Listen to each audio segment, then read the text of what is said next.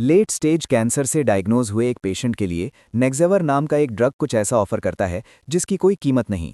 Time, वक्त, ये एक पेशेंट की लाइफ को 4 से 5 साल तक एक्सटेंड कर सकता है। लेकिन जब बैर फार्मास्यूटिकल्स ने इस क्रिटिकल मेडिकेशन को इंडिया में इंट्रोड्यूस किया तो उन्होंने इसके 1 महीने की सप्लाई का प्राइस टैग $3400 रखा, यानी लगभग 2.8 लाख रुपीस। एक डेवलपिंग नेशन में ये सीधे सीधे एक डेथ सेंटेंस यानी मौत की सज़ा है। जब ब्लूमबर्ग ने बैर के सीईओ से इस प्राइसिंग स्ट्रैटेजी के बारे में सवाल किया तो उनका जवाब ग्लोबल हेल्थकेयर सिस्टम की पूरी सच्चाई सामने ले आया।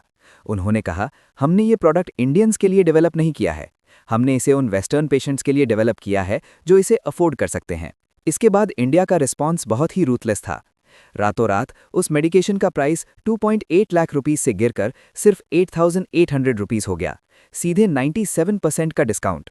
और उन्होंने ये सब बिना एक भी इंटरनेशनल लॉ तोड़े अचीव किया। ये कोई आइसोलेटेड इंसिडेंट नहीं था। आज यूनाइटेड स्टेट्स में कंज्यूम होने वाली 40% मेडिसिन इंडिया में बनती है। यूके की 25% मेडिसिन इंडिया से आती है और ग्लोबली सभी वैक्सीन्स का 60% यहीं से ओरिजिनेट होता है। ये ग्लोबल रीच स्ट्रेटेजिक लीगल मैन्यूवरन के एक फाउंडेशन पर बनाई गई थी। इंटरनेशनल पेटेंट लॉ के स्पेसिफिक गैप्स को आइडेंटिफाई और नेविगेट करके इंडिया ने सक्सेसफुली कॉर्पोरेट मोनोपोलीज को बाईपास किया और एक ऐसी डोमेस्टिक इंडस्ट्री खड़ी की जो पूरी दुनिया को सर्व कर सके। इंडिया ने लीगली इन कॉर्पोरेट मोनोपोलीज को कैसे खत्म किया, इसे समझने के लिए आपको 1970 में लिए गए एक लेजिस्लेटिव डिसीजन को देखना होगा। इंडियन गवर्नमेंट ने अंग्रेजों के बनाए पुराने ब्रिटिश पेटेंट लॉज को उखाड़ फेंका और अपने खुद के लॉज ड्राफ्ट किए। उन्होंने प्रोडक्ट पेटेंट और प्रोसेस पेटेंट के बीच एक स्ट्रिक्ट डिस्टिंक्शन यानी फर्क एस्टैब्लिश किया। इसे एक स्मार्टफोन के शैटर रेजिस्टेंट ग्लास की तरह समझिए। प्रोडक्ट पेटेंट के अंदर एक कंपनी उस पूरे ग्लास को ही ओन करती है, कोई और उसे नहीं बना सकता।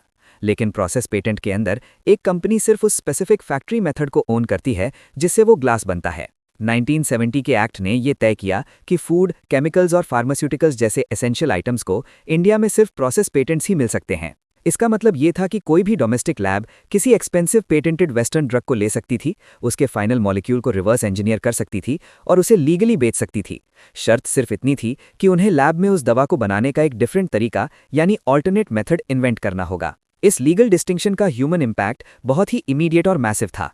लेट 1990s में वेस्टर्न फार्मास्यूटिकल कंपनीज अफ्रीका में HIV एड्स के लिए एक ट्रिपल ड्रग कॉकटेल $12,000 पर पेशेंट पर ईयर के हिसाब से बेच रही थी। इंडियन जेनेरिक मैन्युफैक्चरर्स ने उस कॉकटेल को रिवर्स इंजीनियर किया और उसका प्राइस गिराकर सिर्फ $60 ए ईयर कर दिया। सिप्ला के डॉक्टर यूसुफ हमीद जैसे साइंटिस्ट्स और बिजनेस लीडर्स ने इस रिवर्स इंजीनियरिंग मॉडल को अग्रेसिवली स्केल किया। उन्होंने वो ड्रग्स लिए जो अमेरिकन मार्केट्स में हजारों डॉलर्स के बिकते थे, उनके ऑल्टरनेट सिंथेसिस पाथवेज ढूंढे और पूरी डेवलपिंग वर्ल्ड को अफोर्डेबल ऑल्टरनेटिव से भर दिया। केमिकल रेसिपी को फाइनल मेडिकल प्रोडक्ट से लीगली अलग करके इंडियन गवर्नमेंट ने हवा में से एक massive self sufficient domestic industry खड़ी कर दी। रिवर्स इंजीनियरिंग का वो एरा 1991 में एक दीवार से जा टकराया। इकोनॉमी इफेक्टिवली बैंकरप्ट हो गई थी और उनके पास सिर्फ 3 हफ्ते के इंपोर्ट्स के लिए फॉरेन रिजर्व्स बचे थे। सेंट्रल बैंक ने इमरजेंसी IMF लोन के कोलैटरल के तौर पर 67 टन सोना सीक्रेटली यूरोपियन बैंक्स में एयरलिफ्ट किया। इस बेलआउट के लिए इंडिया को अपनी इकोनॉमी खोलनी पड़ी और वर्ल्ड ट्रेड ऑर्गेनाइजेशन को ज्वाइन करना पड़ा। इसमें एक स्पेसिफिक कंडीशन थी, इंडिया को अपने प्रोसेस पेटेंट लॉज को छोड़ना होगा और 2005 तक मेडिसिन के लिए western style product patents implement करने होंगे। वेस्टर्न फर्म्स ने यह मान लिया था कि सस्ता इंडियन जेनेरिक मार्केट अब खत्म हो चुका है। ये टाइमलाइन दिखाती है कि स्टैंडर्ड मोनोपोलीज कैसे काम करती हैं। एक फार्मास्यूटिकल कंपनी को 20 साल का पेटेंट मिलता है, लेकिन 20वें साल में जेनेरिक कंपटीशन को रोकने के लिए वो एवरग्रीनिंग नाम की एक स्ट्रैटेजी अपनाते हैं। वो पुरानी ड्रग में एक बहुत ही छोटा और इनसिग्निफिकेंट केमिकल बदलाव करते हैं, पेपर वर्क को रीफाइल करते हैं और उस मेडिकेशन को हाई प्राइसेस की एक नई 20 ईयर साइकिल में फंसा देते हैं।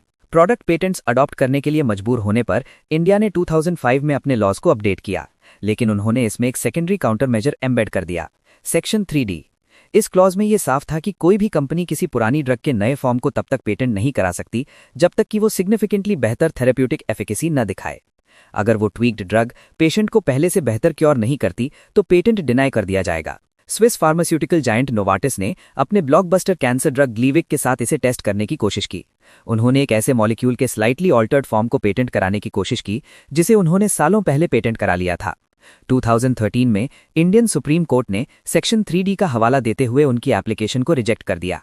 एक इंप्रूवमेंट किसे माना जाएगा, इसकी एक स्ट्रिक्ट लीगल डेफिनेशन सेट करके इंडिया ने इस इनफाइनाइट मोनोपोली लूप को ब्लॉक कर दिया। इससे जेनेरिक मैन्युफैक्चरर्स को ओरिजिनल 20 ईयर क्लॉक के खत्म होते ही लेगेसी ड्रग्स को तुरंत प्रोड्यूस करने की आज़ादी मिल गई। ये हमें वापस बैर और उस कैंसर ड्रग नेक्सेवर पर लाता है। सेक्शन 3D पुराने पेटेंट्स को एक्सटेंड होने से रोकता है, लेकिन नेक्सेवर एक ब्रांड न्यू ड्रग थी जिस पर एक फुल्ली वैलिड और इनएस्केपेबल प्रोडक्ट पेटेंट लगा हुआ था। $3400 अ मंथ पर उसकी लीगल प्रोटेक्शन एकदम एयर टाइट थी, लेकिन ह्यूमन लाइफ का नुकसान बहुत भारी था। एक कंप्लीटली वैलिड मोनोपोली को बाईपास करने के लिए इंडियन गवर्नमेंट ने इंडियन पेटेंट एक्ट के सेक्शन 84 यानी कंपल्सरी लाइसेंसिंग का इस्तेमाल किया। ये स्टेट को ये पावर देता है कि वो किसी फॉरेन कंपनी से जबरदस्ती पेटेंट छीनकर उसे एक लोकल मैन्युफैक्चरर को सौंप दे। कंपल्सरी लाइसेंसिंग के लिए 3 स्ट्रिक्ट कंडीशंस का पूरा होना जरूरी है। पहला, पब्लिक की रिक्वायरमेंट्स पूरी नहीं हो रही हैं। दूसरा, दवा रीजनेबली अफोर्डेबल नहीं है। और तीसरा, दवा लोकली मैन्युफैक्चर नहीं की जा रही है। बेयर की प्राइसिंग स्ट्रैटेजी ने इन तीनों क्राइटेरिया को परफेक्टली पूरा कर दिया। नैटको फार्मा नाम की एक लोकल फर्म को इसे कॉपी करने के लीगल राइट्स दे दिए गए। इस रूलिंग ने एक क्लियर बाउंड्री सेट कर दी।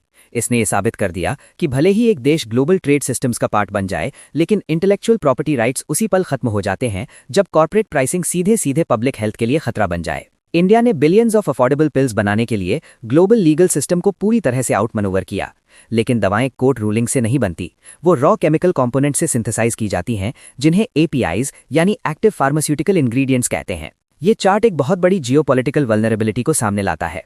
ये ऊपर जाती हुई लाइन फार्मास्यूटिकल एक्सपोर्ट्स में इंडिया की डोमिनेंस दिखाती है, लेकिन इसके नीचे के मैसिव बार्स ट्रैक करते हैं कि ये रॉ इंग्रेडिएंट्स एक्चुअली आते कहां से हैं। पेनिसिलिन और बेसिक पेन किलर्स जैसी क्रिटिकल एंटीबायोटिक्स के लिए इंडिया अपनी 90 से 100% सप्लाई के लिए चाइना पर रिलाई करती है।